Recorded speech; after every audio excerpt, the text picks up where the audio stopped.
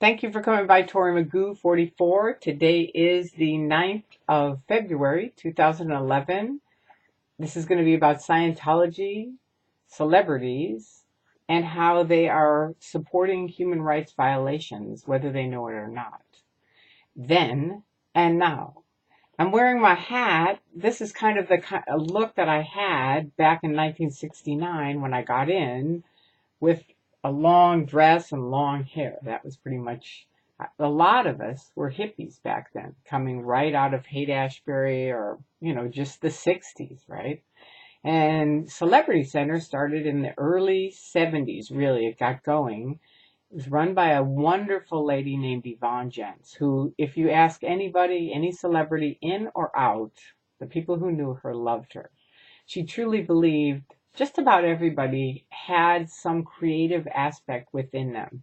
And she was great at pulling it out and supporting them. And, when Celebrity Center started, I don't think anybody there, they didn't have a celebrity.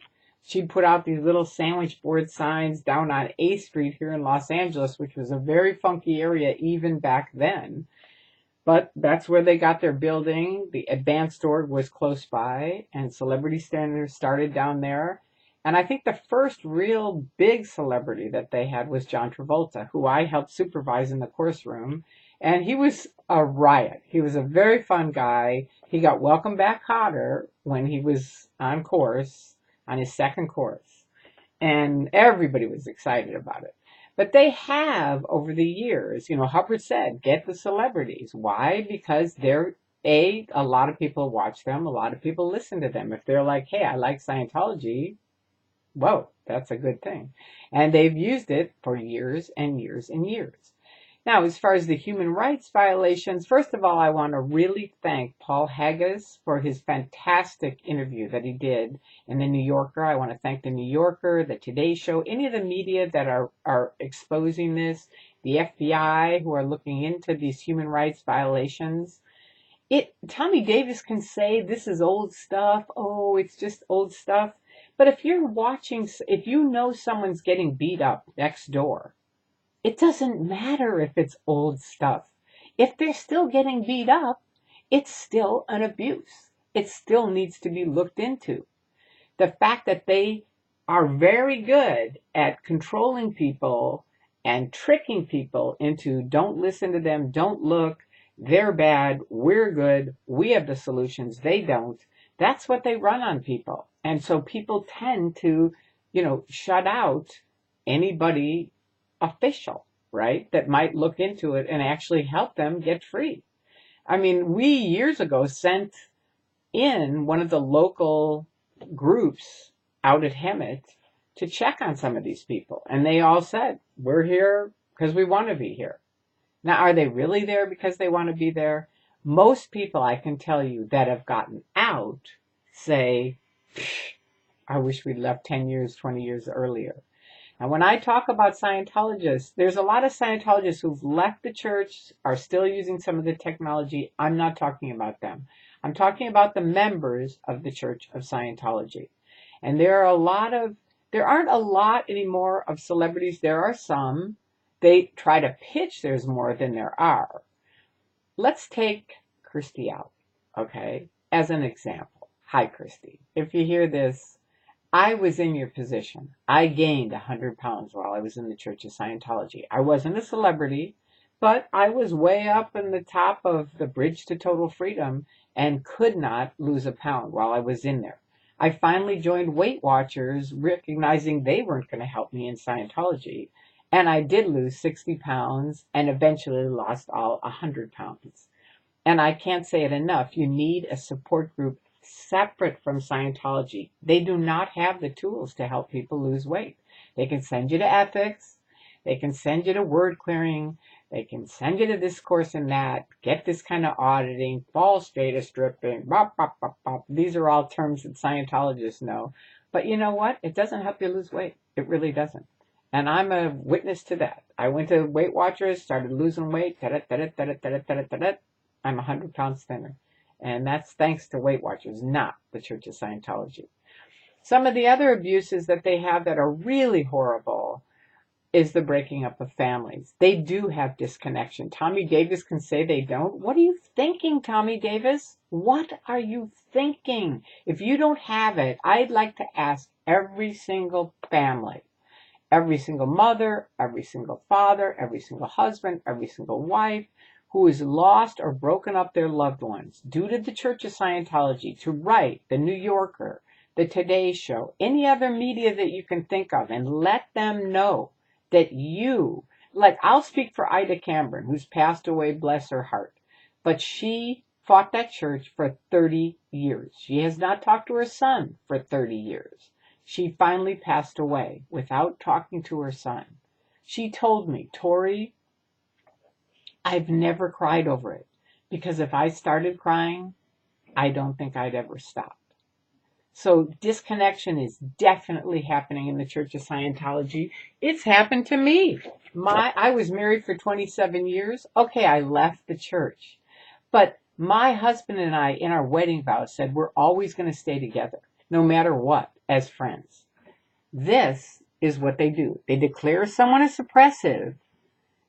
That's my SP declare. And on the back, as I've shown many people many times, it says her only terminal, meaning the only person that I can speak to, I don't know if you can see this, but her only terminal is the Continental Justice Chief via, let's see, her only terminal is the International Justice Chief via the Continental Justice Chief.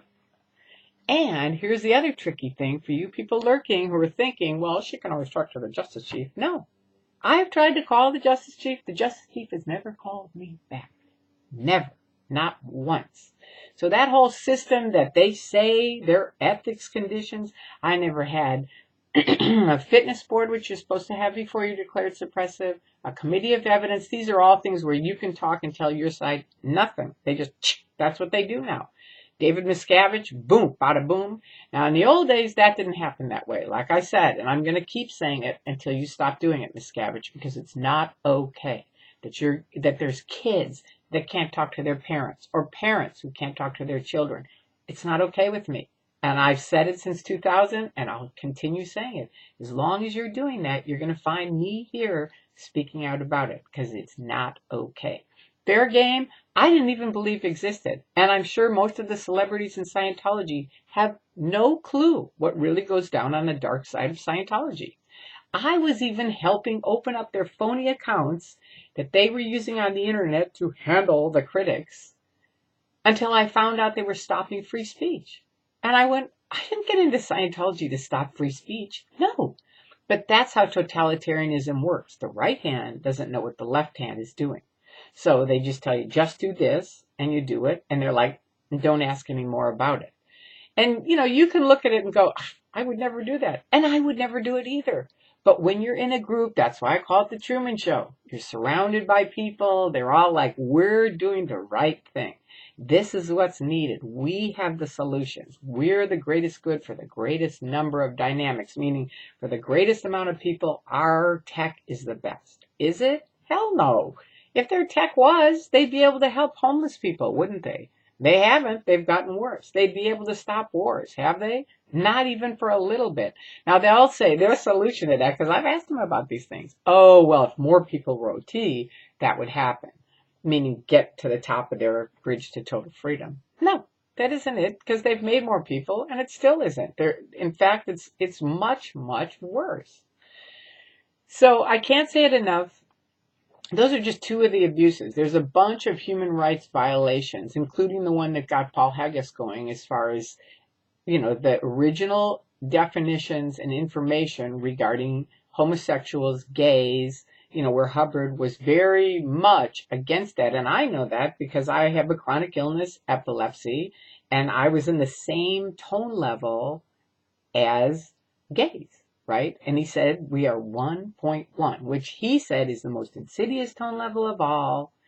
You can't trust those people. And people that are in Scientology go, oh yeah, see, you can't trust Tori.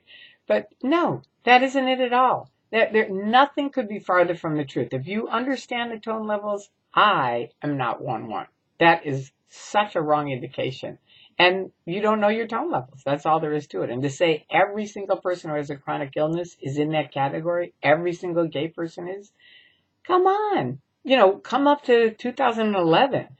Now, Miscavige is now trying to erase that kind of stuff, take it out of the new basic books. So if you're in, you look for the old books, find the old books, find out why we left.